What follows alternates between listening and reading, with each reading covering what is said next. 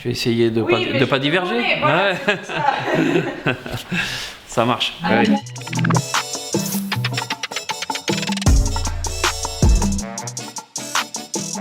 La sélection clonale isole et multiplie séparément des individus qu'on évalue précisément au niveau agronomique et sanitaire, tandis que la sélection massale multiplie ensemble un certain nombre d'individus. Ça dépend des techniques qui sont appliquées. Une sélection massale peut se rapprocher très fortement d'une sélection clonale si des évaluations agronomiques et sanitaires sont menées sur un ensemble d'individus. Tandis que dans le cadre d'une sélection clonale, si on a une grande diversité dans les clones sélectionnés, on peut de la même façon les multiplier ensemble et obtenir une sélection massale ou pluriclonale.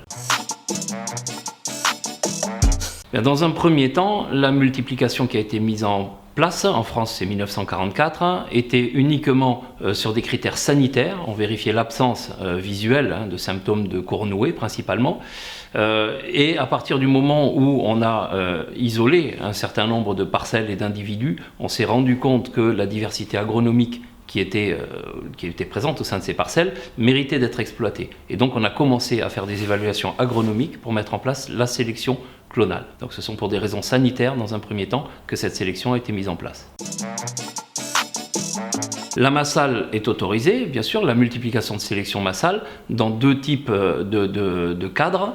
Dans un premier temps, des sélections massales collectives ont pu être faites par des groupements, par des pépiniéristes, être implantées un ensemble d'individus sur des parcelles, être inscrites sur le registre de France Agrimaire et être multipliées ensemble. C'est le cas d'ailleurs de certains conservatoires qui peuvent être considérés comme des massales à forte diversité. Dans un autre cadre, on peut multiplier des sélections massales privées sous le régime d'un contrat de pépinière privée avec un multiplicateur. Pour moi, le principal critère, c'est l'évaluation sanitaire. C'est-à-dire qu'on pourrait considérer comme non raisonnable du matériel qui n'a pas été testé vis-à-vis des virus graves et des phytoplasmes de la vigne. Alors une sélection massale qui est effectuée sur une parcelle a peu de chances de recéler beaucoup de diversité, parce que si on remonte à quelques cycles de multiplication, on a des chances de tomber sur le même matériel. Donc pour refléter un petit peu de diversité, une sélection massale doit être effectuée sur un nombre de parcelles sources géographiquement plutôt éloigné. C'est même exactement ce qui est fait dans le cadre des conservatoires.